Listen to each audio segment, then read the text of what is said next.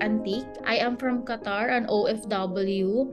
I am a mother of 2 kids, and currently I am a nurse educator in the biggest hospital in Qatar, no, dito sa Middle East. OFW na ako for 11 years. Nag-work ako sa isang government hospital sa Pilipinas. Sobrang toxic, sobrang magulo, sobrang busy araw-araw. So, syempre, napapagod din tayo. I dreamed of, sabi ko, doon naman ako sa ibang bansa. Kasi nabalitaan ko na mas madali ang trabaho sa ibang bansa. Plus, compensated ka. We have dreams to follow.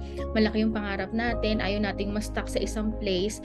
So, talagang pinilit ko na kahit mahirap, pumunta ako ng ibang bansa. I work in shifting. So, ibig sabihin, puyat ka, as in talagang pagod. So, I was diagnosed with an autoimmune disease. It is called rheumatoid kaya psoriatic arthritis. Now, may isa akong friend dito, na kapwa ko din nurse, nagsabi, Hope, try mo to. Barlin JC Premier. Sabi ko, ay, no, I don't want that. Nung tinikman ko na, sabi ko, hala, iba yung lasa niya, masarap nga siya. Tapos nung chinek ko, teka, ano ba to? Ano ba tong barley na to? Patingin nga, pabili nga ako ito.